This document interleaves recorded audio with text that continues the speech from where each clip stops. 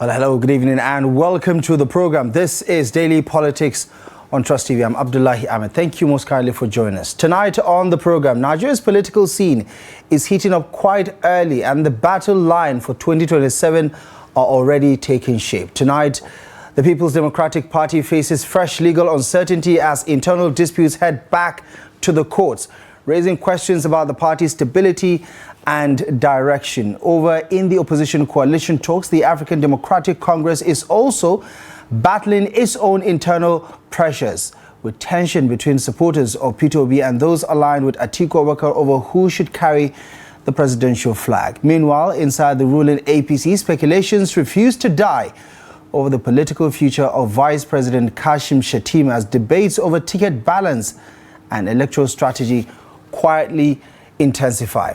And in Kano, Rabi Musa Konkoso continues to confront a new political reality after Governor Abba Kabir Yusuf's defection back to the APC, a move that has reshaped power equations in one of Nigeria's most critical voting states. In a night of shifting alliance, legal battles, and high-stakes positioning, let's get right into the conversation tonight with architect Nasir Suleiman, the president, United Nigeria Youth Congress. Architect, thank you so much for joining us on the program. It's good to see you this evening. Thank you very much. Right. You take a look at what's happening, what's playing out over the last couple of years. The last couple of weeks have been very interesting.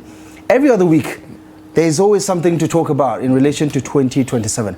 How much of what is happening right now is noise, and how much of what we're hearing, what we're seeing, is substantial in the conversation of 2027, in your view? Well, thank you very much, and good evening, Nigerians. 2027 will probably be politics that probably we've never seen before, because there are a lot of issues happening from all political parties. Well, if we look at the current ruling party, are trying so hard to see how they can be able to destabilize other oppositions, and they are doing so because there are a lot of issues behind it. If they are to allow a political party to to succeed or to be as real opposition, then it will be a huge challenge to them, because the calculations in 2027, when you are looking at the ruling party, is not in any way favoring the ruling party. Why do you say that? Yes, whether all right, there are a lot of ways to calculate it. When you're looking at 2027 and the current president, are you talking of the Muslim ticket? Or are you talking of the issue of the vice president? Or are you talking of a combination between Muslim and Christian ticket? So whatever ways, either ways, there is no calculation that will favor this present administration. Maybe one, probably election rigging and others. So if you look at the other way, opposition, there's a lot of huge crisis in the opposition. Now we're talking of who is going to clinch the ticket of ADC, since assumable ADC is the biggest, let's say, opposition party that we have now. So who is going to clinch the ticket? Is it Atiku Abubakar? Is it Peter Obi? Is it Rotimi Amechi?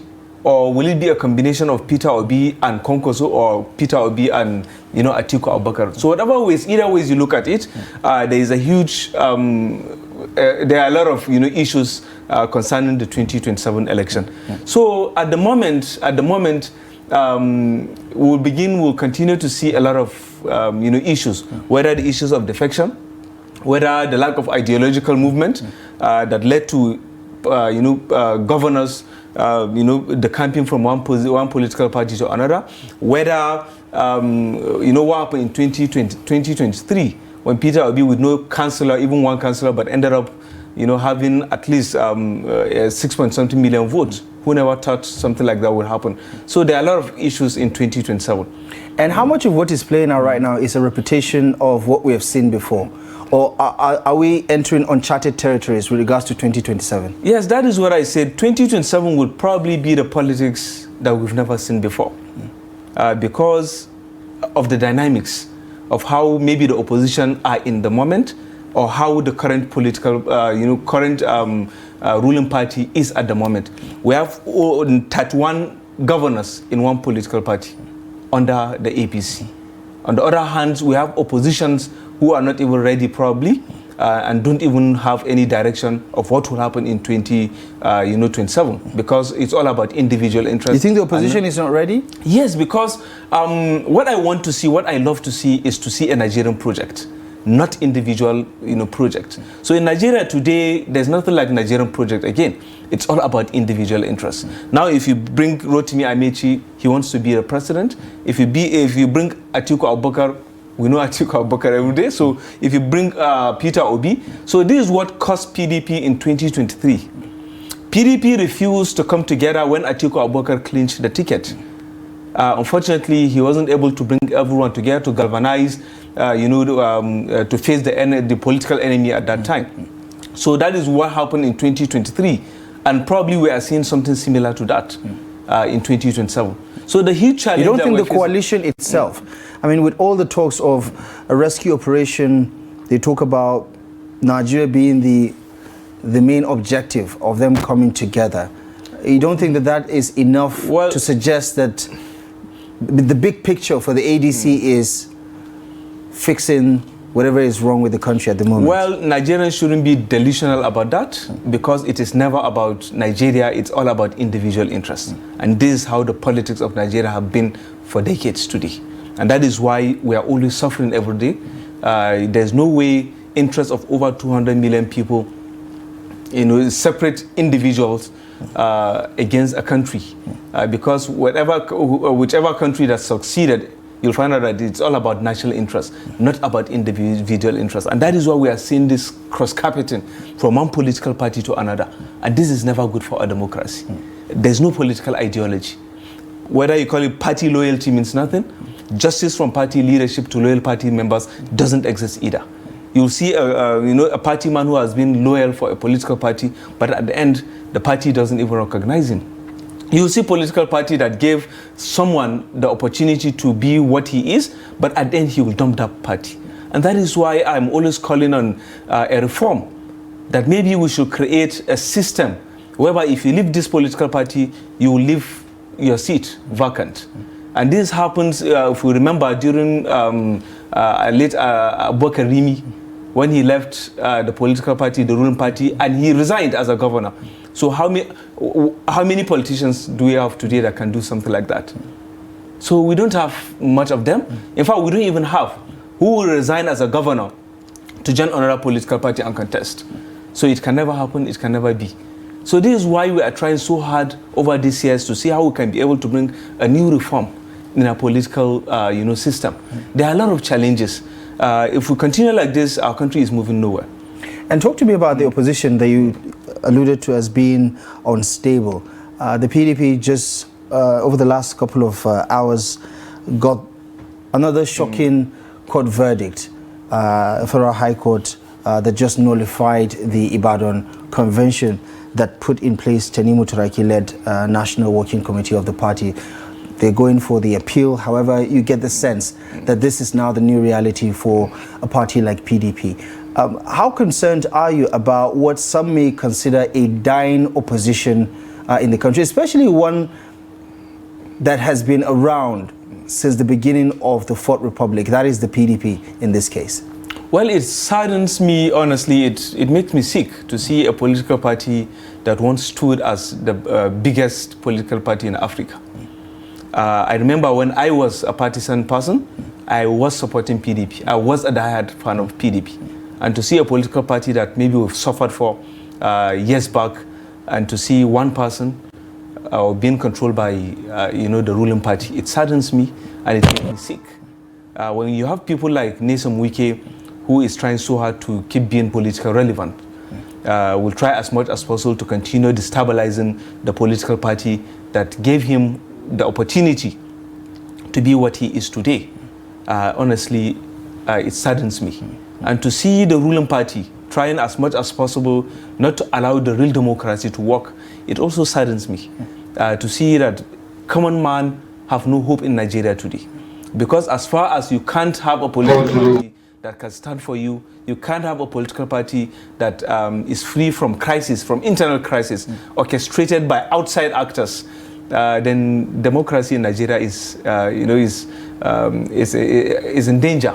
Do you think there is enough evidence to support the claim that the APC government is behind the chaos, the crisis the destabilization of parties like the PDP? This is very open, something is very clear and open. Everyone knows Nyesom Wike is a disaster in PDP.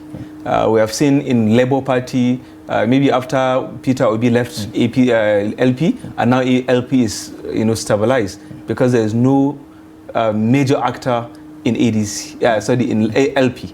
So now we are looking at ADC again. ADC is also in a crisis because they think the ruling party maybe thinks they are the formidable force that can fight, the ruling party. So there is a lot of challenges. In fact, it's even very open, and everyone sees it as it is. There's no way to know how we can be, going around or behind the doors. So this is very open, and everyone knows that the ruling party are the ones destabilizing all the opposition parties that we have. So this is my call also. For a very long time, bad things have been happening in Nigeria. And the only way that we can hope as a common people, as Nigerians and common people, or as youth who really believe in this country, is for us to take the charge of our future. For us to understand that none of this political system or political design today that can be able to help or save Nigeria. We have to take the future on ourselves because we are, we are the gatekeepers. We are Nigerians, and the future belongs to us. And if you have to factor in the various conversations about what the top issues are ahead of 2027, I know zoning is an issue. Ticket balancing itself is an issue, something that we've pointed out. But also more importantly is, do you get the sense that the issues are being discussed in such a way that Nigerians understand what each player is trying to bring to the table, whether it's about the affordability crisis, the rising cost of living that Nigerians have been dealing with, the economic volatility that Nigeria is dealing with, the question about insecurity and what can be done to mitigate the impact across the north and the south. Do you get a sense that the issues are the ones shaping the political arena? Well, despite the fact that I hate, the kind of politics we play about regional, that, this is a time for north, this is time for south. Our democracy should be more stronger than that. We should be able to give every Nigerian opportunity, whatever time, to be able to choose from whichever side you are. So, but yes, what you said on the issue of the dynamics or the reality on ground is what is shaping the future or the politics of Nigeria today. So now we have a president who is from southwest. Whether we like it or not, after the General Muhammad Buhari, everyone believed that it is the time for the south. And yes, they provided this current president, His Excellency Bola Ahmed Tinubu, as the president, and he still have 4 more years. So now, what will shape the 2027? Is a factor. There are many factors that can shape 2027. First of all, the opposition party. In 2019 or 2014, I mean, we have seen how the APC outsmarted the ruling party at that time by bringing in, let's say, an ordener, and based on the economic situation of the country, the security situation of the country, people were able to tilt to the opposition. It doesn't matter where he was from. People voted for late President Muhammadu Buhari. And so in 2023, if we look at it very carefully, 2023, something similar to 2014 almost happened in 2023. When President Muhammadu Buhari left office, there are a lot of insecurity issues, there are a lot of corruption allegations on the government itself. And then someone like Atiku Abubakar came up, and because of the crisis within the PDP, he wasn't able to meet up, to win elections. And that is also, I call it political miscalculation by His Excellency Atiku Abubakar. Because had it been, he was able to bring everyone together in PDP, let's say the Wike side and the G5 who left, who went against the PDP at that time, probably it would have been another story by now today. So now, coming to the opposition at the current situation that we are, none of the oppositions today that you are seeing, I keep repeating it, are doing it for the sake of Nigeria. none of them are doing for the sake of Nigeria. Yes, there is. Why are you so sure about that? Because I know most of them. Sometimes I sit with them, I discuss with them, we disagree. interact with them. Can we encourage Madam Calling Nigerians to understand that it is never about Nigerian project. It's about individual projects. I want to start by apologizing to everyone. Whatever Nigerians want to decide, we are trying to treat it. But for coming, if you believe in Malam Aminu Kano, so we are trying there will be a lot in this Congress to see how we can be able to secure the future. Because we are masters of our faith and we must be captains of our soul. And that is why under the United Nigerians Congress, we have created a formidable force. We have bring almost 1,000 organizations under the United Nigerians Congress. If you look at the calculations that we have been doing, well, we may not achieve what we want to achieve in 2027, perhaps 2031, but in 2027 we'll be decision makers, will be part of the decision makers in 2027. And why? Because if you look at the statistics, or let's say our own calculations, based on the structure that we have, from the national level, from the state level, from the regional level to the local government level, we have at least 9,575 office holders under the United Nigerians Congress. And so we are working on having at least 20 people from each ward representatives in Nigeria.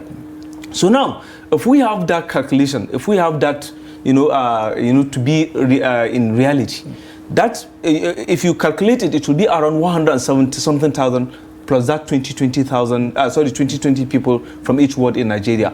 So now, if we can be able to bring at least, to give an assignment for everyone to bring at least 100 people from each ward, if you calculate 170 something, we are talking of around 17 million voters in Nigeria. And this 17 million will decide what will happen in Nigeria. So this is the kind of strategy that I always want to see some of our politicians, being creative. Unfortunately, most of them are not strategic. And I will tell you something, even in the opposition, maybe among the hopeful aspirants that maybe I know, I'm much closer before with Rotimi Amechi.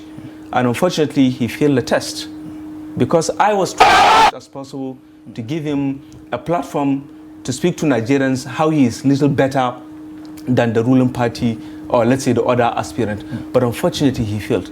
So to say, what we have today in Nigeria, we have politicians who are being overwhelmed by the issue of lack of strategy, by delusion, fiction, over ambition. People who always want to think that them alone or how many voters you can give. It is never about the Nigerian project. Do you feel like the current crop of politicians, I mean, some of them are quite on the young side, some of them, a handful of them, but most of them are experienced enough with a lot of opportunities in the Fourth Republic. Some of them have been in government since Nigeria returned to civilian rule in 1999. Do you think they still are yet to grasp the youth demographic itself and to understand not just their needs, but how to talk to them about this country and what lies ahead? I kept repeating it. None of these politicians are doing it for Nigeria. And what saddens me is that a politician who has been since the Fourth Republic or even beyond that, but when you give him opportunity, he will start thinking of where to even start from. We have seen the former President Muhammadu Buhari, who was a head of state at 30-something years, contested for president 4 times, and he later became the president. But at the end, he spent 6 months without even knowing who to nominate as a minister. So that is the kind of politicians that we have. People who are just eager, to clinch tickets to be in power. Unfortunately, they don't have any ideas. And that is why we are trying as much as possible not to repeat mistakes like that. Under the United Nigerians, we have what we call Committee on Blueprint.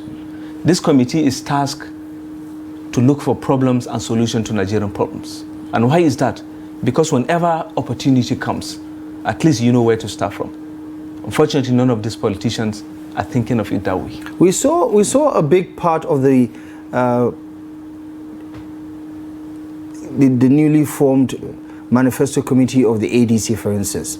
A lot of technocrats, a lot of people who have a considerable amount of governance experience, private sector experience, civil society experience, joining the coalition itself to shape what would be the acceptable proposal for Nigerians in 2027.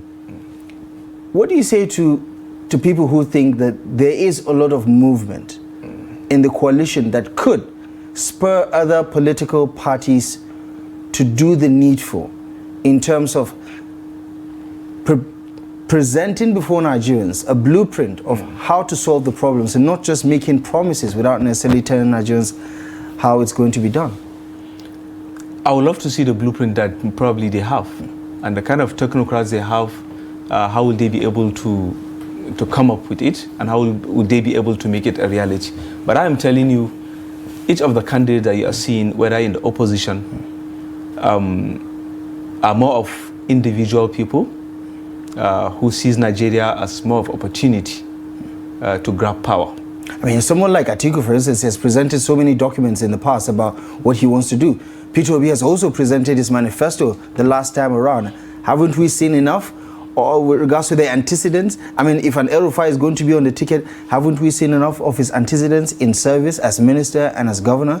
Haven't we seen enough as regards to Rotimi Amechi or Konkoso, whoever the... I would love to see the blueprint, but I'm telling you, whatever blueprint they have, it's not Nigeria first. And this is what we are trying to change every day, about Nigeria first. I don't want to be a pessimist every day.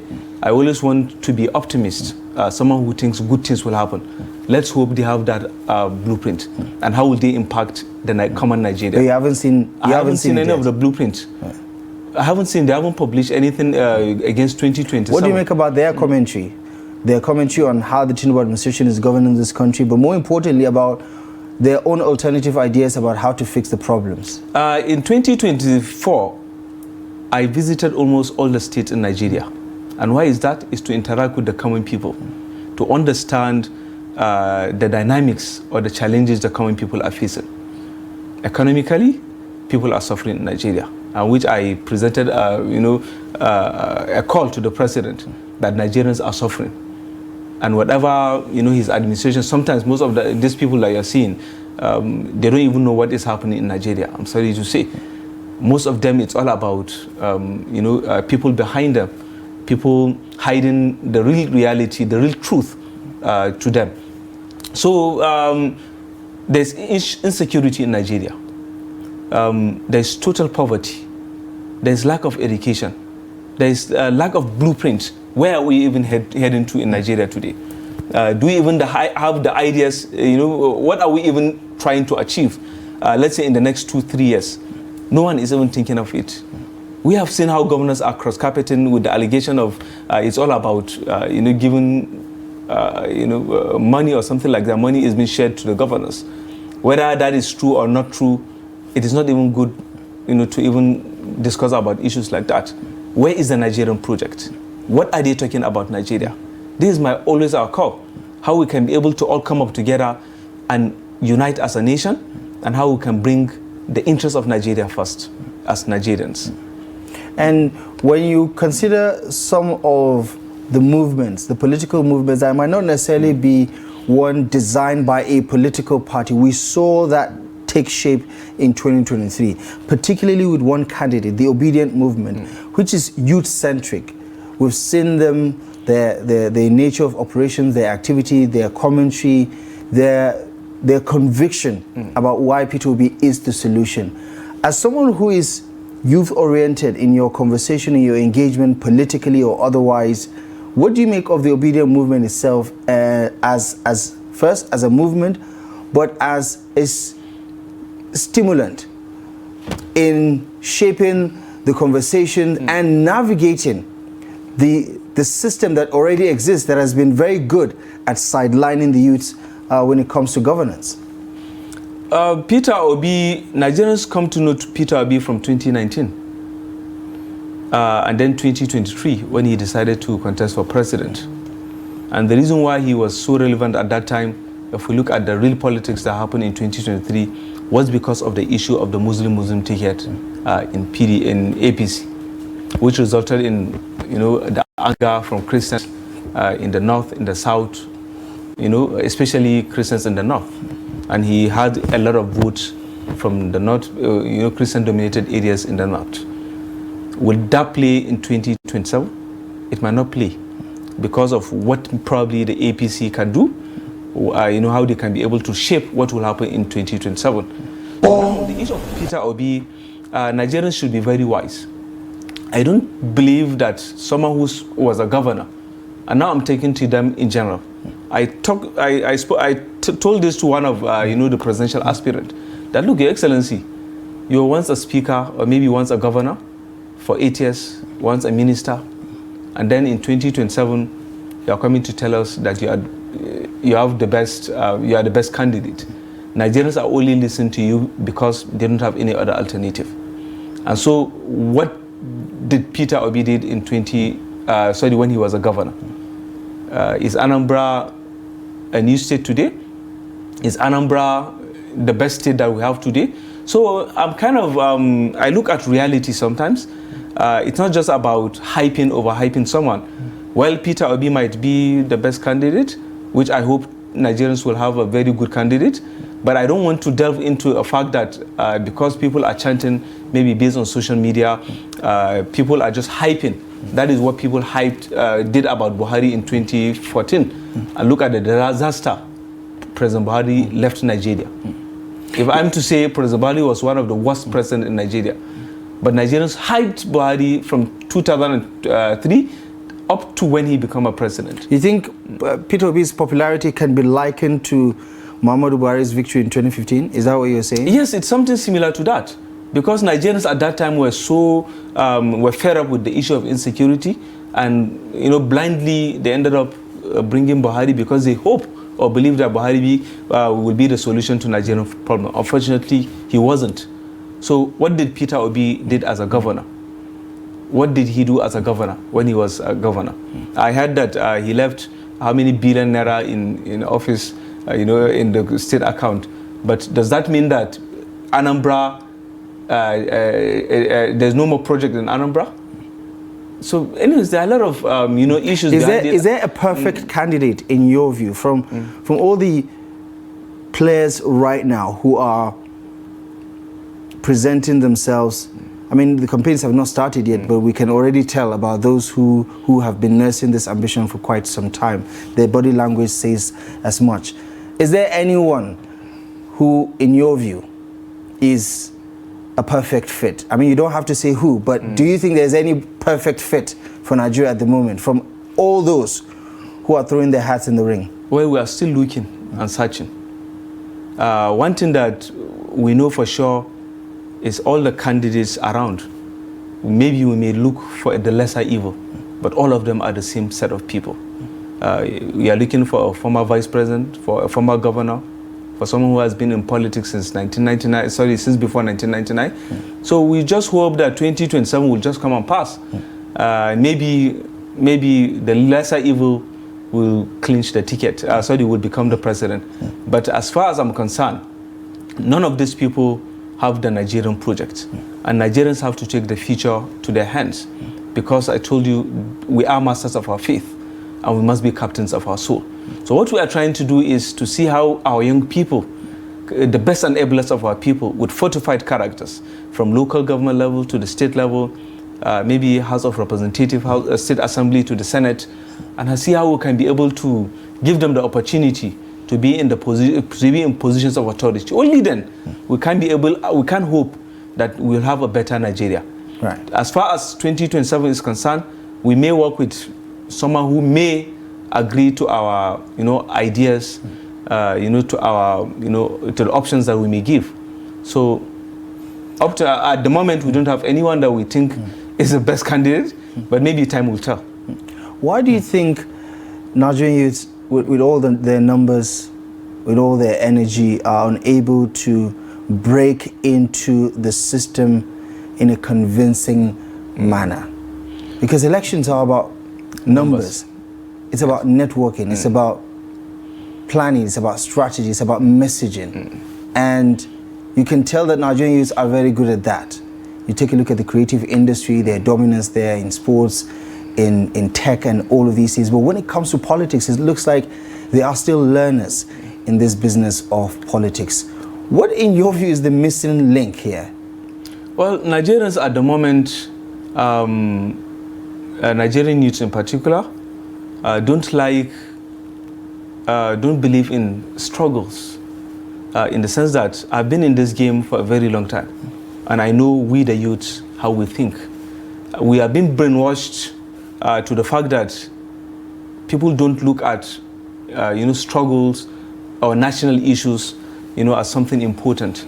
I kept telling you that the issue of that nationalism, people believing in their country, people believing to fight for that struggle, for what they believed in, doesn't exist in Nigeria today. And that is what we are trying for a very long time, to see how we can enlighten Nigerian youth on how to come up, the ideals, the ideas, to fight for what they believe in, to fight for what is right, to have that strength to believe in the country, to see how we can be able to replace a broken establishment with a country that will serve and protect the people. Yes, it's not easy, and Nigerians are not doing what needs to be done. 70% of the population are youth, but what are our youth doing today? We are not taking the opportunity or the advantage given to us. We believe that we cannot do it, but I'm telling you, making president is the easiest thing that that can be in Nigeria. It's just about maths. It's about calculations. If the Nigerian people can come together, they can be able to create or to make a president for all of us. Not one section political party, one section president. Not in. Anyways, it's all about Nigeria. It should always be about Nigeria. It should always be about the country that we believe in. Some would say the obedient movement in 2023 was a good example of what the youths can achieve. Do you agree? Yes, I agree.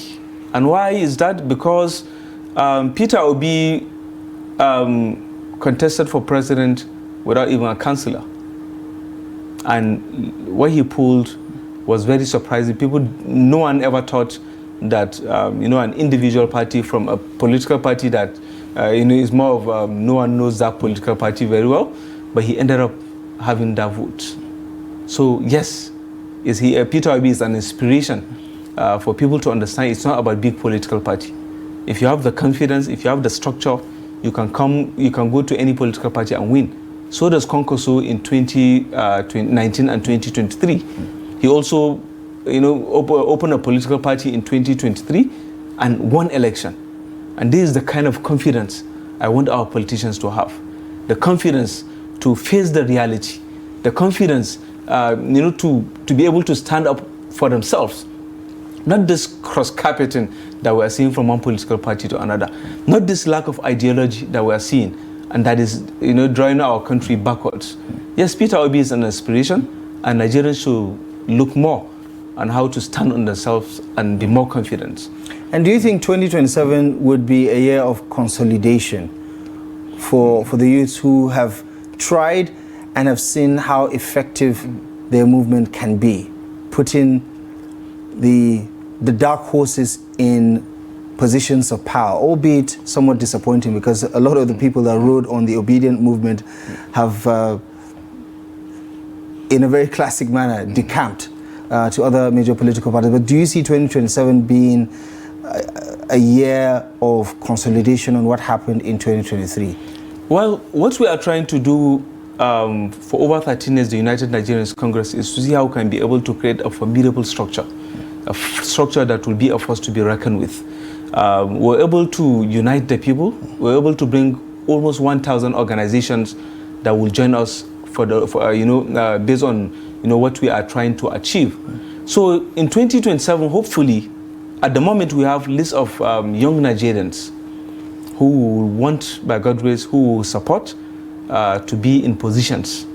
It doesn't matter whether the political parties they are in. What we are trying to see is to see the best and ablest of our people with fortified characters in the local government level, in the state level, in the federal level.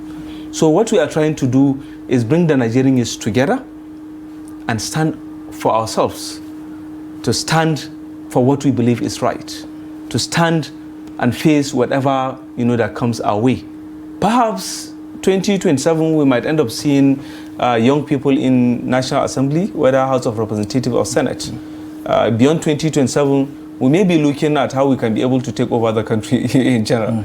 So yes, 2027 might be a consolidation, probably a roadmap that Nigerians will look based on maybe people like Peter Obi, for Nigerians to all understand that they can be able to decide for the country, they can be able to decide for what will happen in the elections coming.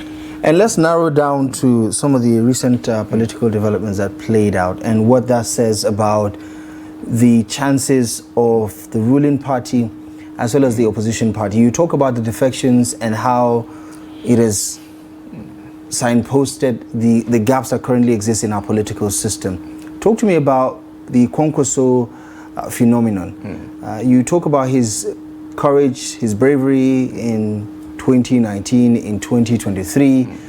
Last year we've seen what we're seeing on the screen right now. He's meeting with the president. Some say he was on the verge of joining the APC.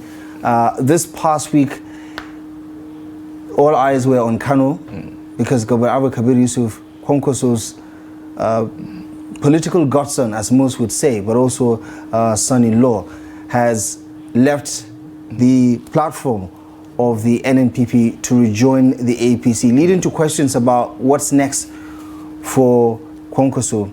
Is he going to stick around in the NNPP? Is he going to join the APC? Is that likely? Is he going to align himself with the ADC? What do you make of the outliers and how they could shape, where the balance of power could be with someone like Kwankwaso, for instance, that is apparently up for grabs? Well, I've been advocating against godfatherism for a very long time. I want an open, opportunity for every Nigerian to be in any position. So regarding to Kwankwaso, two things happened. In as much as possible, in as much as I tried, to go against issue of godfatherism and allow, whether a governor or anyone to do things the way he thinks. But I still have to commend Kwankwaso in 2019 and 2023 because the fact that someone who can stand himself, especially in 2023, and bring a neutral candidate in a neutral party or in a new party and win election is an inspiration. But as much as possible, in as much as I'm trying to, as much as possible to fight against political of godfatherism, which is affecting us in Nigeria today. Not only in Kano, we've seen it in Rivers, we have seen it in Kaduna, we have seen it in Jigawa and almost all the states in Nigeria. And this always limit us from having the best candidate, to win for the success of Nigeria. So there are a lot of challenges. I don't believe in the issue of godfatherism, but that inspiration of someone who can beat himself, beat his chest and contest in a neutral position or in a neutral party and win election. So the way I'm seeing it, I'm thinking, based on my own perspective, Kwankwaso might end up probably in ADC or in any other political party, maybe like PDP probably. Because the dynamics, what can happen or what can change. I mean, you just talked about how unstable the PDP is. Yes.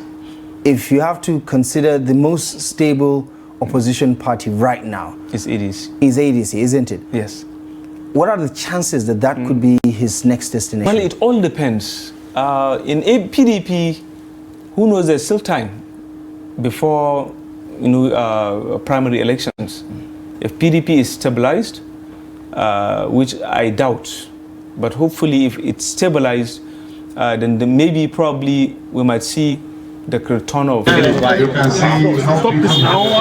as a candidate, and then probably that calculation might end up, bringing someone like Kwankwaso, as a running mate. Probably, I'm just thinking of it.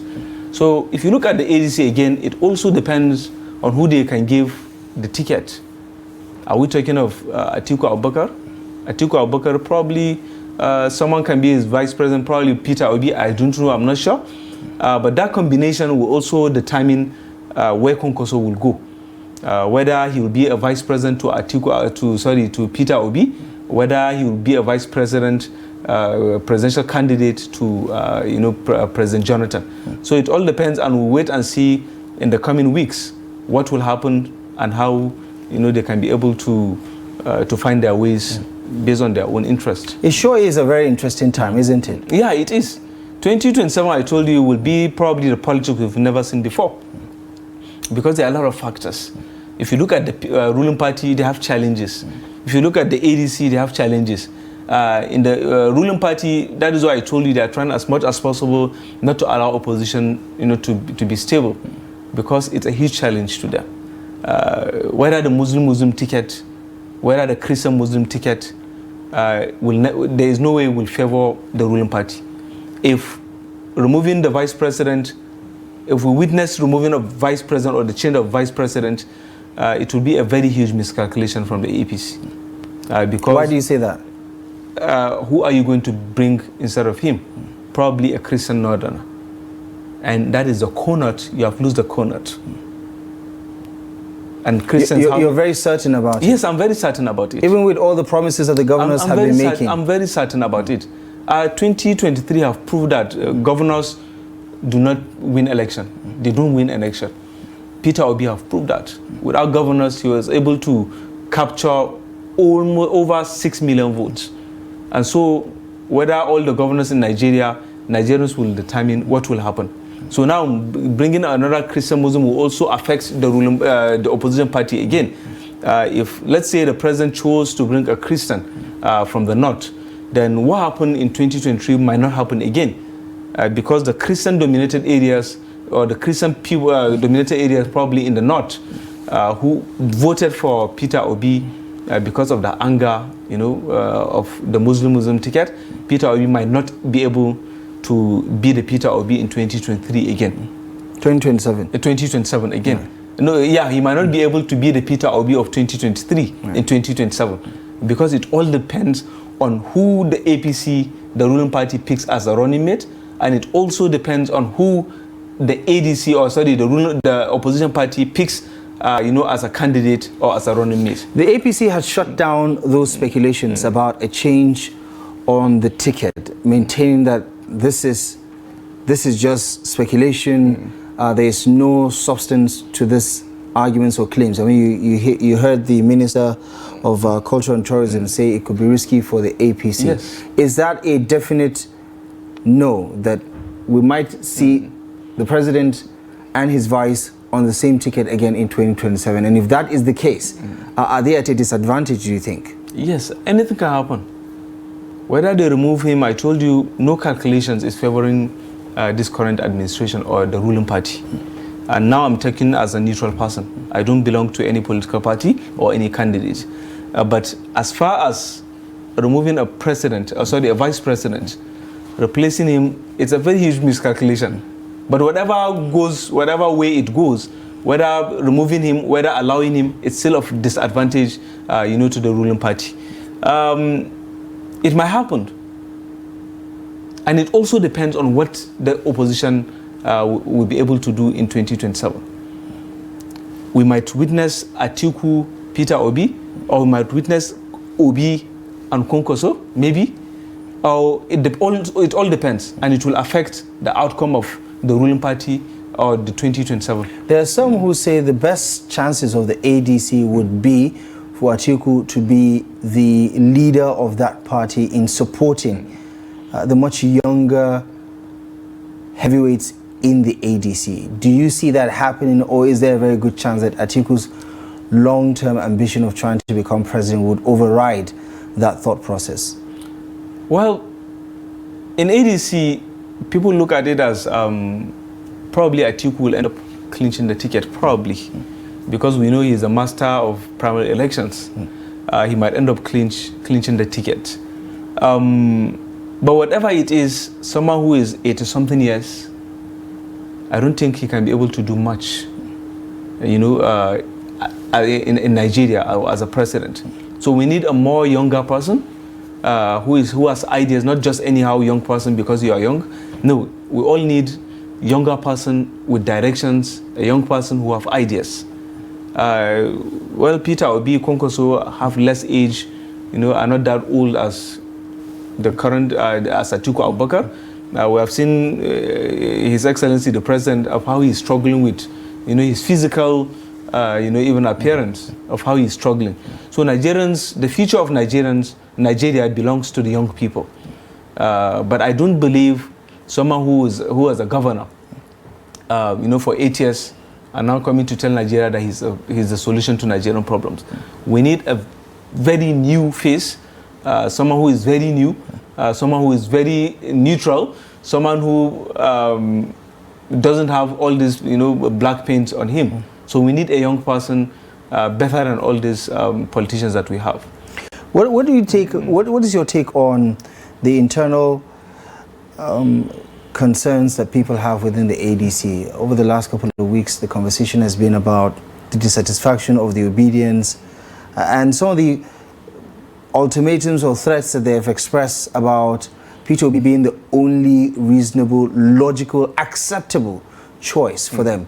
Rightfully so, because that's why they're called obedience, right? But the internal rumblings that suggest that all may not be well within the ADC.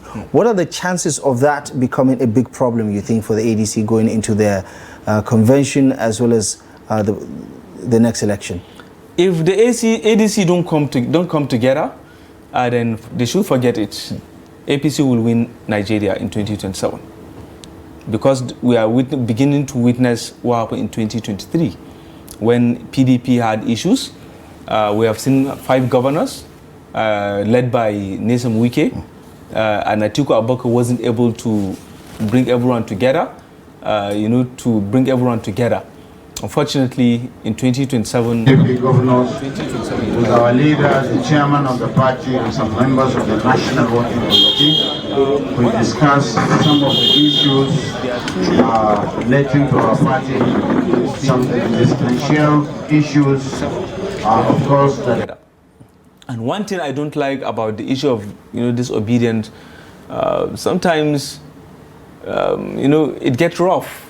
You know what I mean. So sometimes the way the approach of his supporters, which he has always been calling himself Peter Obi, that they should, as much as possible, try to stop, engaging in fight with other candidates. Just because Peter Obi wants to contest and you support him doesn't mean all the other candidates, are not good. Yes, probably Peter Obi might be the best candidate. Probably he might not be. But what we are trying to say is, as much as if they are trying to be relevant in 2027, they should as much as possible, remove their selfish interests, come up together, and probably they might create a formidable force that will challenge this current administration. Finally, before we go, what are your concerns about 2 things? The Electoral Amendment Act, which is still in the National Assembly. There's what civil society term as foot dragging by the Nigerian Senate or the National Assembly generally, because the House of Reps is also trying to take a second look at what it passed in December. The Senate just set up another committee to take a final look at the proposals before they take a decision on it. The time that would take and the concerns that have been expressed about how neutral INEC is going to be ahead of the next general election. Do you think the chances of success in the next election being credible, free and fair lies with a new, improved Electoral Amendment Act? Nigerians have lost so much hope on our electoral process. And the only way to do that lies with the National Assembly today. If they can be able to create, an electoral reform, then probably hope might come back to Nigerians and not to repeat what happened in 2023. When so-so arrangement was done, about putting results. You remember what happened in the IRF. So unfortunately, it didn't happen. So what we are hoping, National Assembly today should try as much as possible to bring more hope in our democratic system. This electoral reform, will be a huge determining factor of what will happen in the future of our country or in the future of our electoral processes. We want a situation or an INEC, independent INEC that can be able to create, to be on their own, to be the real independent, to be autonomy, autonomous on elections, to be able to Nigerians to be able to vote for the right candidate they want to vote. Gone are the days when we are seeing candidates, sometimes there is no even election, ballot snatching, INEC changing results, people or INEC going against the will of the people. So this lies in the National Assembly. This lies on what the National Assembly does for the interest of Nigeria. I hope this electoral reform will come to reality for the interest of Nigeria. Architect Nasir Suleiman, thank you so much for the analysis this evening. I appreciate you very much for stopping by Daily Politics. Thank you so much for your time. And that is a wrap on tonight's edition of the program. Daily Politics returns next week live at 8 p.m. exclusive as always on Trust TV. I'm Abdullahi Ahmed. From myself and the rest of the team, thank you for joining us. Have a lovely week.